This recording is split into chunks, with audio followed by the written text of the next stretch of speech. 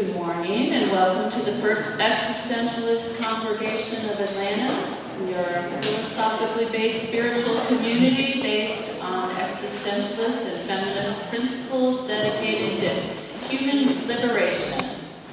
We make our spiritual home in the old stone church, which was hand-built by the African-American Antioch East Baptist Church. We acknowledge that racial hostility drove these African Americans from the area, and we honor them in the powerful history of this place. We also acknowledge that in the 1800s, the Muskogee Creek people were driven from this land, and we support justice for all indigenous people. Let's just say we support justice for all people, too. Yes. Yes. A human being is part of the whole, called by us universe, a part limited in time and space. He experiences himself, his thoughts, and his feelings as something separate from the rest, a kind of optical delusion of consciousness. Albert Einstein. My name is Cindy Lou Hu, and I'll be your facilitator today. Yay! We rotate speakers and facilitators. If you want to do either one, volunteer. I don't think there's any newcomers that I see, but if anyone wants to stand and tell us their name or how they came to be here this morning, now's the time for that.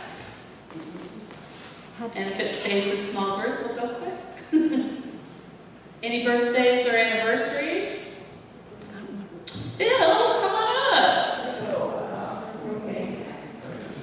No, I'm going to do that. Okay.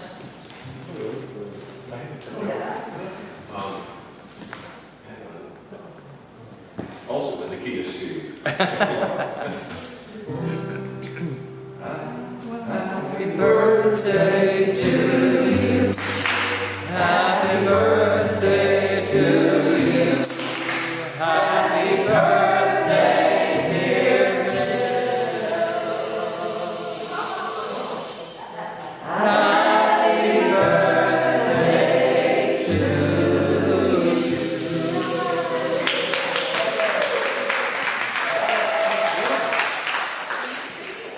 Mine is coming up on Friday.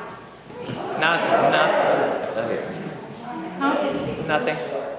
It isn't Friday? Yes, it's Friday. And what name do we call you? Nancy. Nancy. Okay, Nancy. Yes. Happy birthday to you. Happy birthday to you. Happy birthday, dear mother.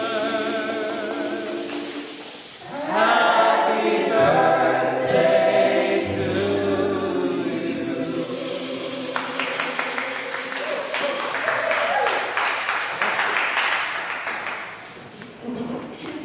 Never give up on a dream just because of the time it will take to accomplish it. The time will pass anyway. Earl Nightingale. Well, we have time for another congregational song, and we're going to sing Teach Your Children, and that is also in the alphabetical book. Please stand as you're willing and able. Give us a second to find it. Yes, absolutely. And if anyone has congregational announcements, they can bring them up to me at any time. I put this name. Marsha, come and give us a fellowship minister moment, if you would.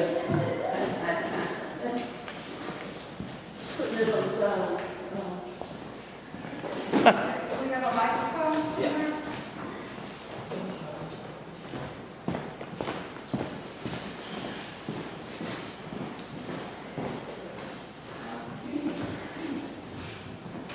Good morning. Good morning. Moral of the story is don't go to bed at 5 o'clock in the morning before you have to get up. Come to church. Take your mask down. Take your mask Okay, sorry. Oh, good to see everybody this morning. Coming in, I come down route where I happened to see a helicopter that was landing on the top of the hospital over there on Boulevard. And I just helped me to remember after last Saturday, and seeing that today just helped me to remember how fragile life is, and how we are not guaranteed, the next moment, and how important it is that we do the best that we can with each moment that we have, and how grateful that I am that I have a place like this to come and to be able to be with my brothers and sisters that share the same kind of values and desire for us to do what we can to make this place, make this world better. And I really appreciate that each of you made the effort, to do what you can, both to be here when you can on Sundays and events and things that are important to this survival of this congregation, but also the kind of things that you do to make this world a better place. I really thought about that a lot over the past couple of weeks, and how important it is that every minute that we are here, that we just try to do our best, but hopefully in the process of doing our best, that it will be to be kind and to just do the best we can to make it a better world. Thank you. Thank you. Thank you.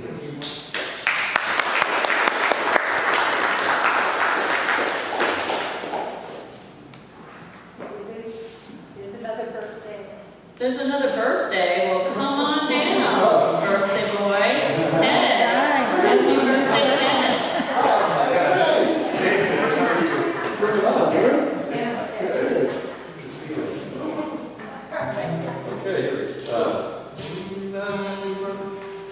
Happy birthday, Ted. Happy birthday to you. Happy birthday to you. Happy birthday, dear Ted. Happy birthday to you.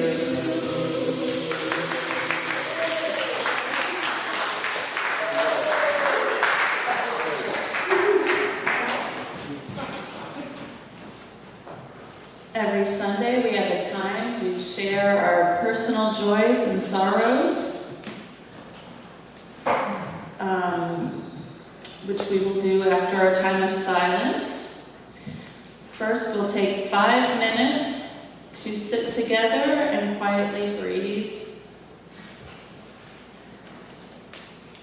pray, and do whatever you feel centers you for the week. All right, 5 minutes of silence. Welcome back. Let's sing another song. This one is from the Pink Book, page 1. How can I keep from singing? Please stand as you're willing and able.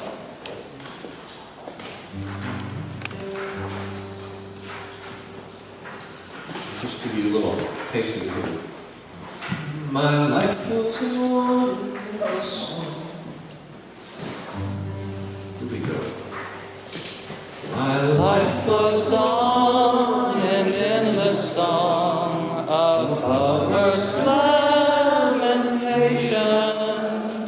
I hear the reels afar of him that hails a new creation. Through all the tumult and the strife I hear the music ringing, it sounds an echo in my soul. How can I keep from singing? What though the tempest around me roars? I know the truth is living. What though the darkness round and blows? Songs in the night is given. No storm can shake my inmost calm, while to the rock I'm clinging. Since love is Lord of heaven and earth, how can I keep from singing? When tyrants tremble sick with fear, and hear their death knells ringing, when friends rejoice both far and near, how can I keep from singing? To prison cell and dungeon vile, our thoughts of love are winging. When friends but shame are undefiled, how can I keep from singing?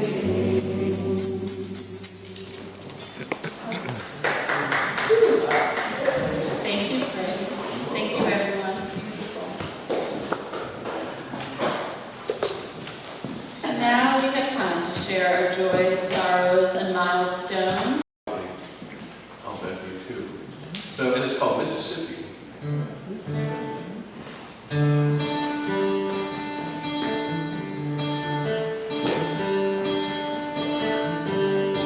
Every step of the way, we walk the line.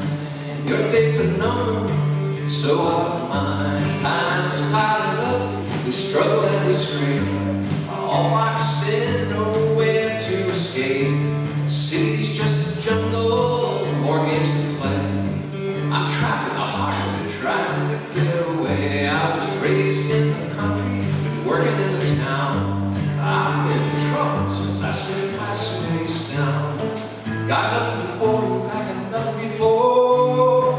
Don't even have anything for myself anymore. Sky's full of fire and the rain is pouring down.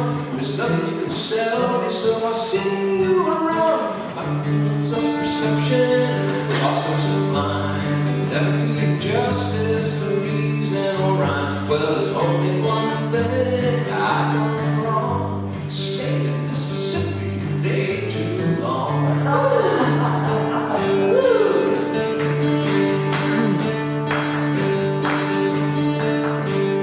Devil's in the alley, mule kicking a stall. Say anything you want to, I heard it all.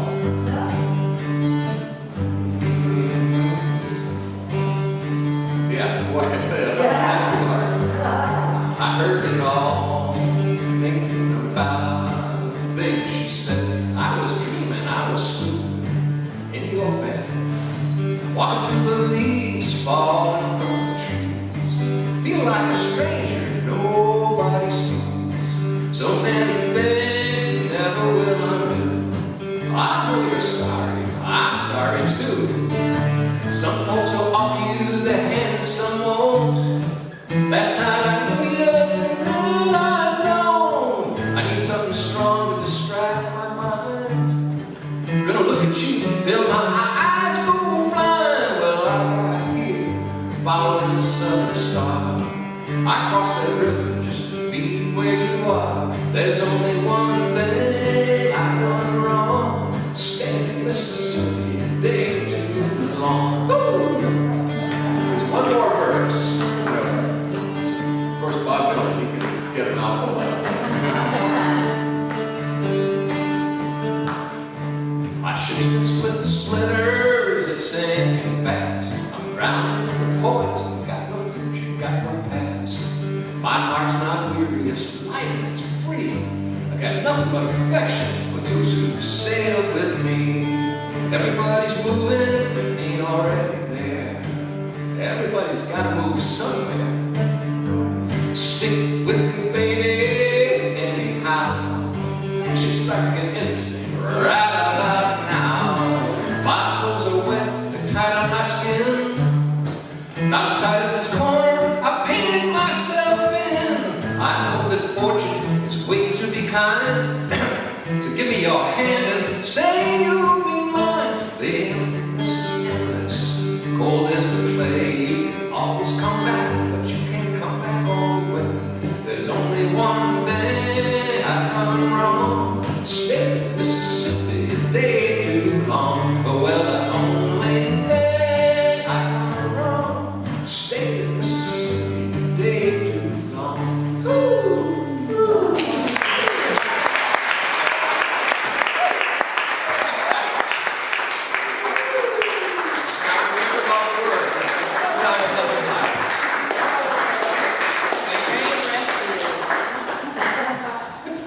Well, all of us know Patton White very well. He has held many titles in our congregation, including board chair multiple times, program committee, welcoming committee, facilitator, opener. I'm sure he's done everything we have a label for.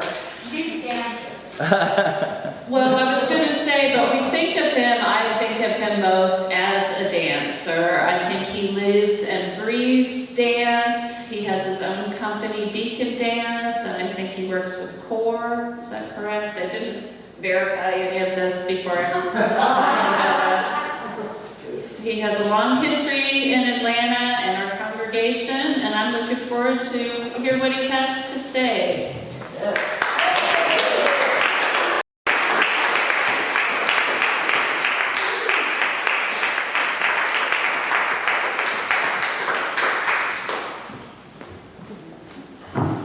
Thank you, Cindy Lou. I do not work at CORE anymore. I'll leave it at that.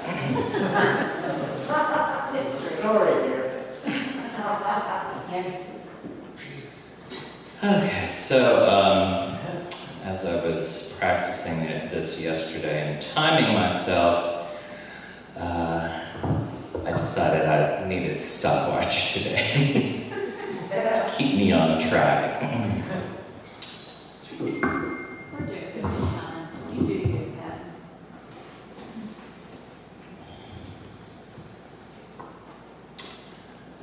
I told my friend Jeff that I was going to be preaching at my church this weekend, using that terminology because it was just easier, and then tried to share a sense of what I was going to be talking about.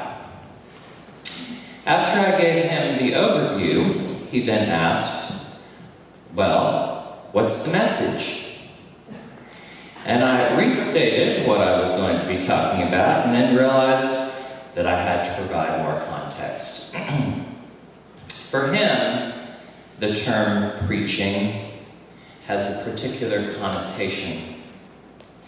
He is a devout Christian and member of the Episcopal Church. I am assuming that for Jeff, preaching includes someone telling others what to do, or how to think, or how to behave. You know, preaching. I had to explain that in our congregation, that is the very antithesis of existentialism, that we don't tell each other how to live, but rather we encourage each other to take responsibility for ourselves by making the choices that each of us must make individually.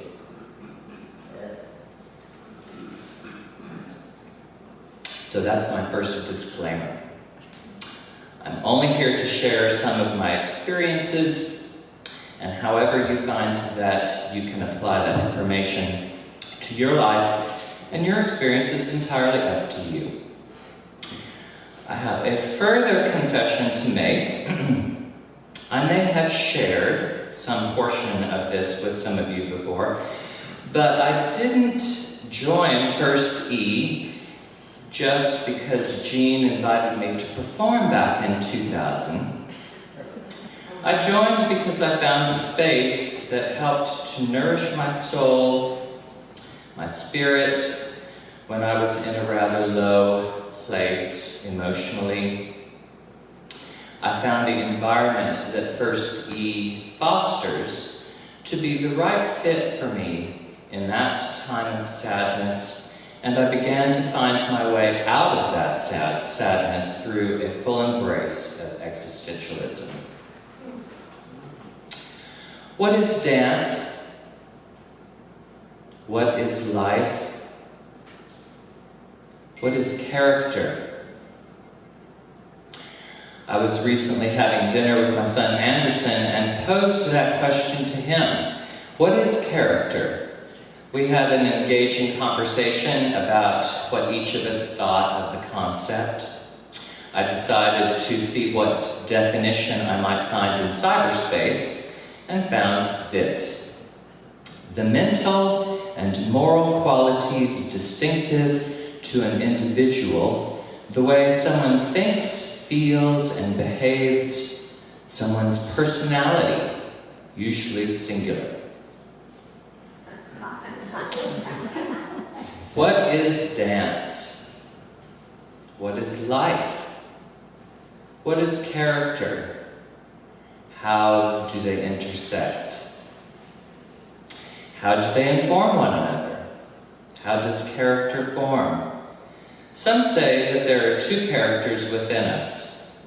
First, the character we display when people are around and looking at us. And second, the character we embody when there is no one looking at us. It's easy to cover a character when people are around, but a true character reveals only when there are no people to look at us. I would invite you to consider this idea for yourself. How might you be the same or different when others are observing you? Franklin Abbott recently shared a link of an interview of Simone de Beauvoir on YouTube, and I discovered that, among other things, she is a very fast speaker. So the notes I took were a bit abbreviated as I had tried to keep up. She and the interviewer were discussing existentialism, and these are a few of the points that resonated with me. Concern for others and striving for personal happiness and fulfillment. We are all linked. No one can be realized without the other. I add those several points to the understanding of the existentialism that I continue to accrue, specifically that simply being aware that I am alive is at the core of the philosophy, awareness. To truly live, we must yield to the interplay between our bodies and our minds. No, sorry, that was preaching. To truly live, I have found that I must yield to the interplay between my body and my mind. And for me, authentically living is experiencing the emotional spectrum from the highest high to the lowest of lows. I'm sure that you have heard some version of these thoughts or reflections many times before from a variety of voices. What I hope to share is how they resonate with me, through me in particular, and how my 45-plus year obsession with dance informs how I experience them.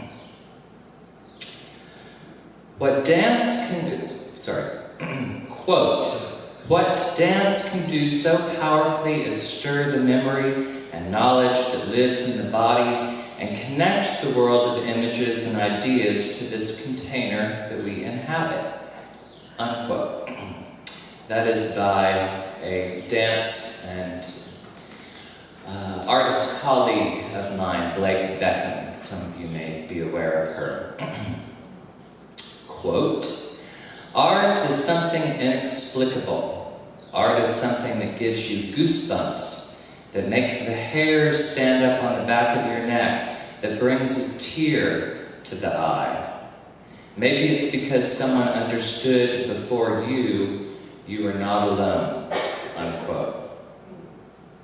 And that was a quote by Brad Pitt. What is dance? Body, time, space, and energy. What is life? Body, time, space, and energy. What do you notice? How are we present in that moment? What do we take with us? How does memory linger? How can we be present in that memory and still be present in the current moment?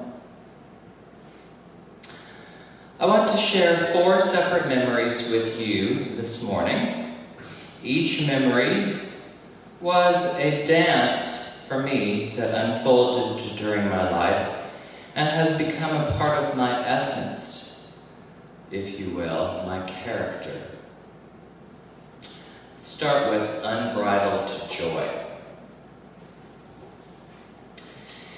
Bonnie Bainbridge Cohen, a movement artist, researcher, educator, and therapist, says in her introduction to body-mind centering, body-mind centering is an ongoing experiential journey into the alive and changing territory of the body. The explorer is the mind, our thoughts, feelings, energy, soul, and spirit. Through this journey, we are led to an understanding of how the mind is expressed through the body and in movement. She has developed this body of research over the past 50 plus years, and I have been studying it for at least the past 15. She conceptualizes the body into several interconnecting systems, one of which is the organs system. Through her research, she has found that certain emotional states are connected to specific organs. The organ that relates to joy are the lungs. Organs of breathing and taking in and giving out of life. Lightness, buoyancy, suffering loss of life or grief, and celebrating abundance of life or joy. Inspiration, awareness, and action filtered through qualities of air.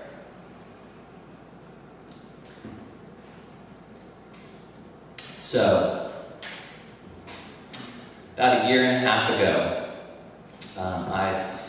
as a Christmas/birthday present to my older son Anderson, took him out to Colorado, where I grew up, and we met up with his younger brother, Jody, to have a sort of an extended ski weekend. It was about 5 days or 6 days that we were out there total. But on the first day, Anderson, who had been skiing before but had never been snowboarding, he decided he was going to do what younger brother Jody did, which was snowboard, but having never done it before, there was going to be a learning curve. And so I kind of warned him, what I've heard, and, tried to prepare him, but, so sure enough, we get out there on the slopes and take the little chairlift up the what they call it, or refer to as the bunny hill, and get to the top, and he begins to try his first attempt at snowboarding down the slope, and sure enough, just as I had, kind of warned him, that he spent more time on his butt than on his feet. And so we were trying to give him helpful hints. I'm not a snowboarder, but there's some overlap between skiing and snowboarding. Anyway, jumping forward a bit, he actually picked it up rather quickly. I was very impressed. But of course, he has the genes of a dancer, so I guess I have to take a little credit for that. But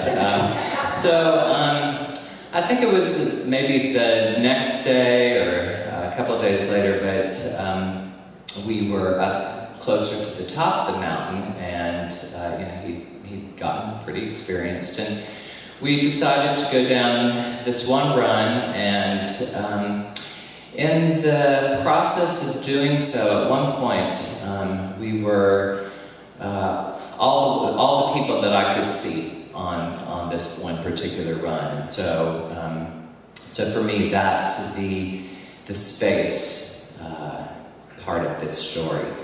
This one run, just the three of us. The time is the amount of this 2 or 3 minute window of time between when I first just started to have this wave of joy overcome me, and the bodies, of course, were me and Jody and Anderson, but also a bit of the knowledge that this activity that I was doing with my sons was brought to me by my parents, my dad in particular, because he has always been so passionate about skiing.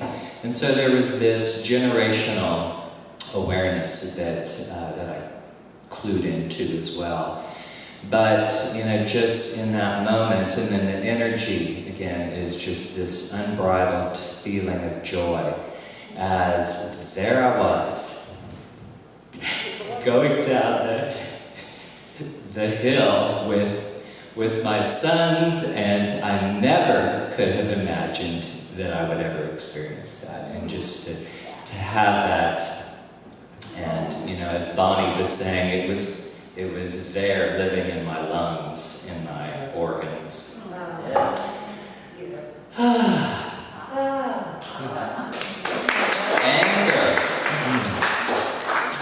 Anger. This one was harder for me to kind of discern. I find myself experiencing the little angers all the time, mostly while driving or listening to the latest outrage coming from the political right. The mind of anger lives in the liver, the organ of deep-seated emotions that are complex. Anger releases endorphins in me, and my body reacts accordingly, ready to fight, ready to try to defend, and possibly dominate. Bonnie Bainbridge grounds the anger in the liver, the organ of power and stability, endurance, detoxifying, dealing with heavy emotions that require complex processing, anger, awareness, and action filtered through qualities of deep rootedness. So, on Monday, this past week, I had gotten to the airport. I was on my way up to visit my friend Jeff for the week up in Newport, and I get a phone call, and I see who's calling, and I decide I'll go ahead and take the call. So I said hello to this person, and we exchanged pleasantries, and then they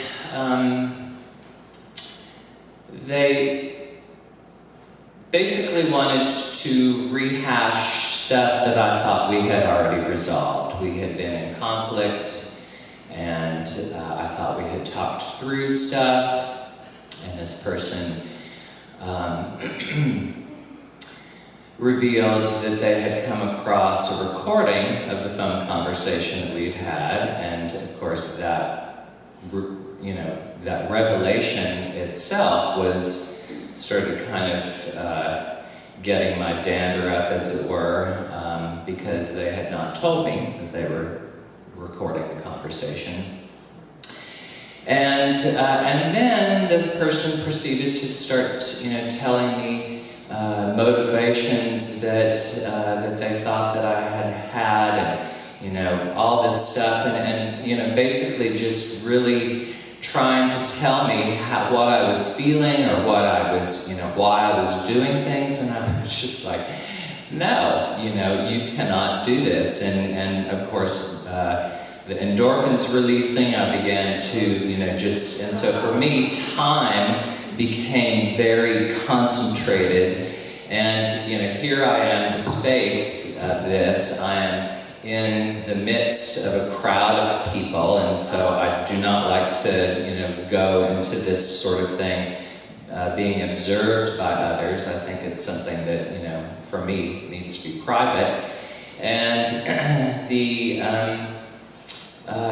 bodies, the two of us interfacing over the phone, which, I had said to this person, phone conversations, email, text messages, these aren't the way that I think is best to try to have these, conflict resolution conversations, because we're not fully engaging with each other.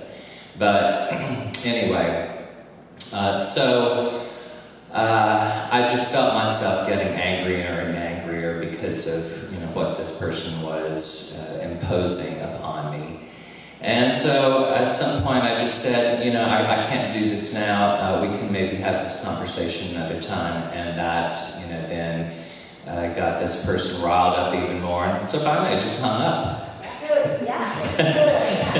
It was like, I can't even think of the last time I've hung up on somebody.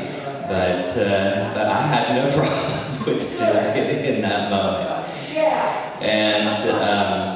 And so, of course, they immediately called me back, and I just swiped it to, not answer. And, and then I had to, unanger myself for a while. And it took, actually, once I was on the plane and I started watching some stupid movie on the thing, I was able to kind of forget, but then as soon as we landed and, I turned on my phone and this person had texted me, something even more offensive. And so then, of course, poor Jeff had to hear me vent, but anyway, yes, and that's the hard thing about anger, is that is that it can just crop back up. And so, at this point, I feel like this story is just sort of midpoint to whatever is going to happen to help hopefully resolve it all. But that's that.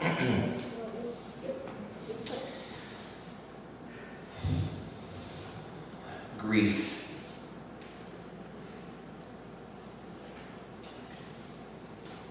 And as you will recall, about what I shared regarding Bonnie, we're returning to the lungs in terms of body part for grief.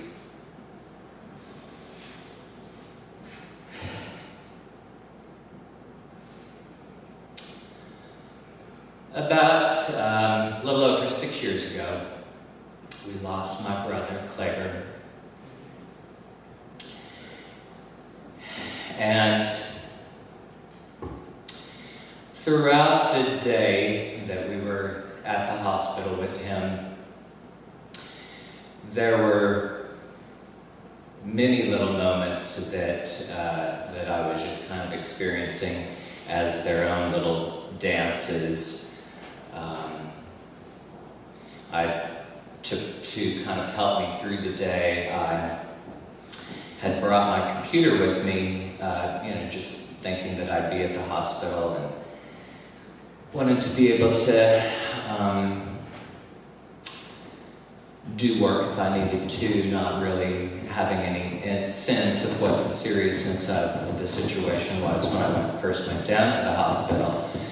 But so, I was journaling really throughout the day. But in the afternoon, the doctors met with us, and basically, they were at the point where they had said, we've really done everything that we possibly can do, and he's just not responding, he's not getting any better. And his partner, Jamie, was the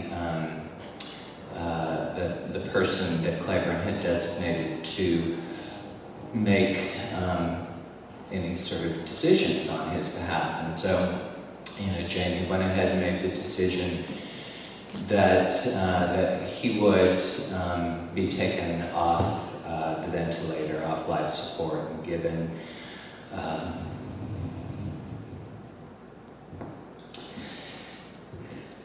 given drugs to make him comfortable and that sort of thing. And the moment that we all surrounded the bed where he was lying, and then the cast of this particular dance, as it were, became Claiborne, all of us who were friends and family surrounding him, and this nurse technician person. And so I can just so vividly experience again the care, the slow, methodical timing that this person was taking to remove the breathing tube from Claiborne's throat, and the quietness in the room, the monitors, the machine monitor sounds, but just this sense of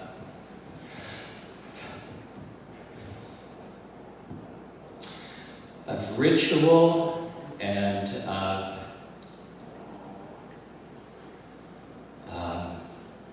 art and of beauty.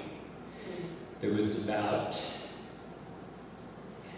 just really being with Claiborne in these last moments of his life. And the care with which this technician did all of these things. It was truly a dance, a thing of beauty, and something that was just for those of us who were the observers, the space holders, whatever. For us, it was a very difficult time.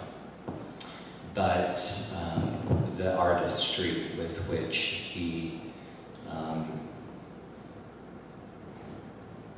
helped Claiborne move on.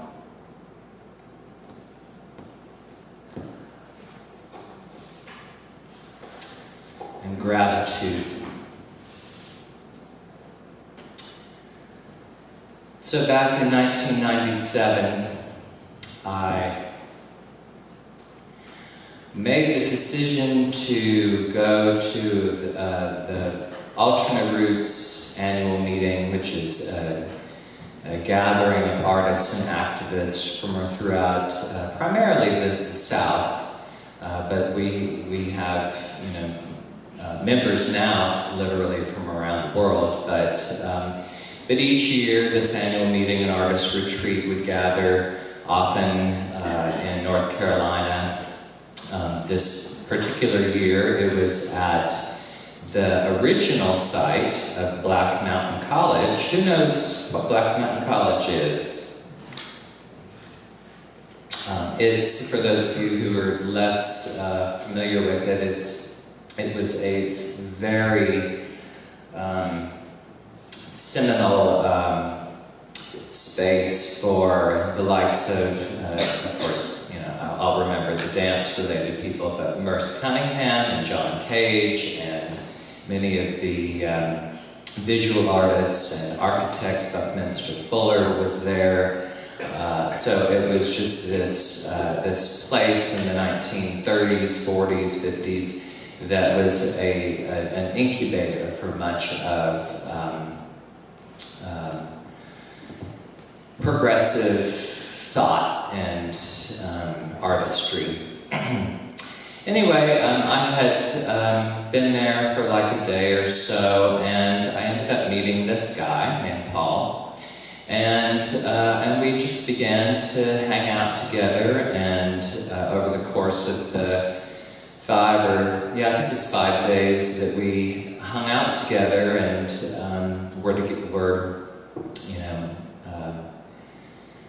just making art. We created a performance piece that we did on one of the evenings as well. But I was very much in the process of falling deeply in love with this person, and he was responding as best I could tell in a similar fashion, and so I was just having this wonderful sense of joy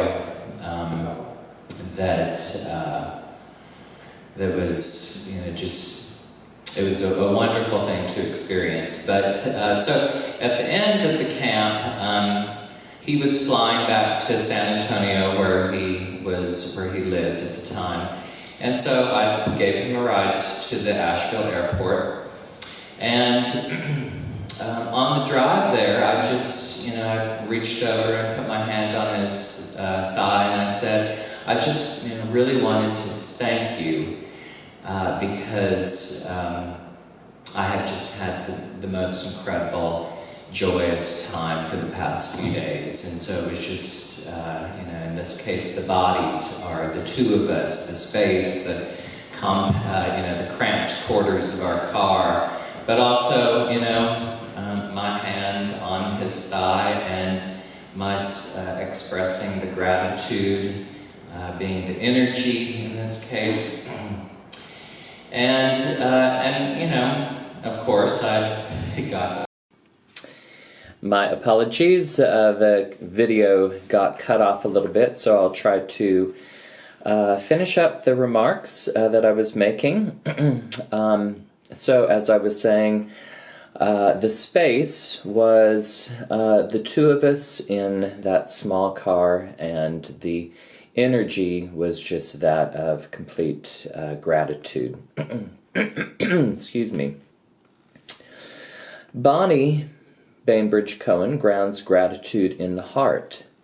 The heart is the organ of circulation and relationship, the warmth of passion and compassion, being open or closed to others, love, hate, authenticity, true to oneself, generosity, awareness and action filtered through qualities of fire and magnetism. And so, for me, that's where that gratitude was coming from, was from the heart organ specifically. Body, time, space, energy. What is dance? What is life? What is character?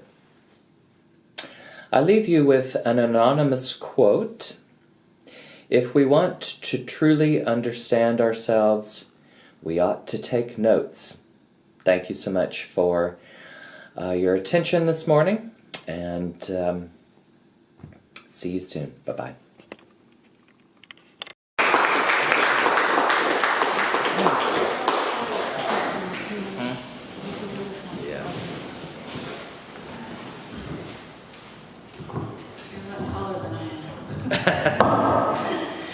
I have one community announcement. Does anyone else have one they'd like to bring me?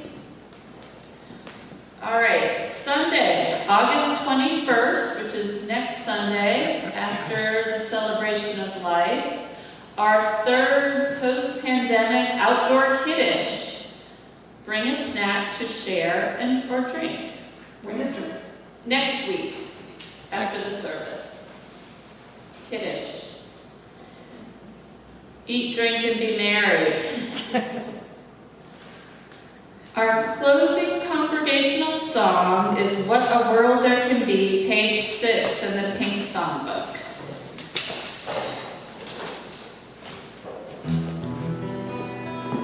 Please stand as you're willing and able.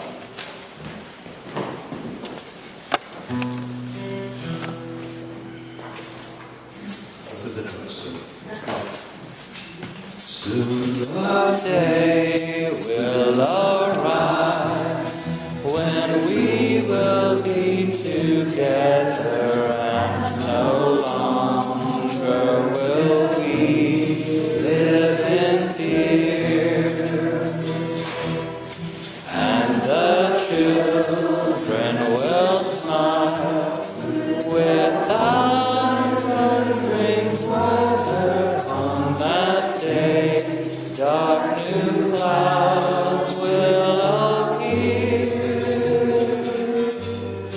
Wait and see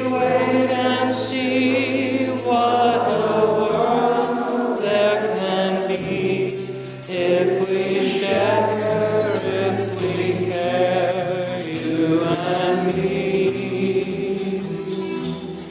Wait and see what a world there can be if we share, if we care, you and me.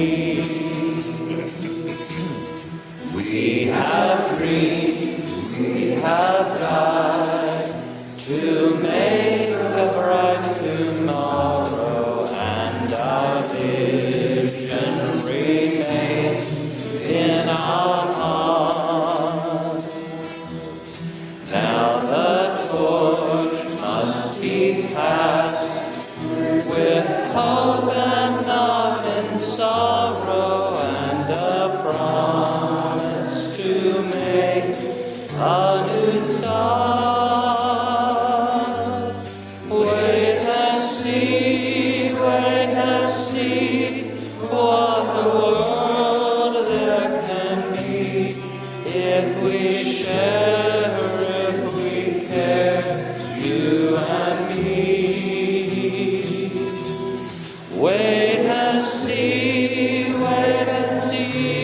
what a world there can be if we share, if we care, you and me.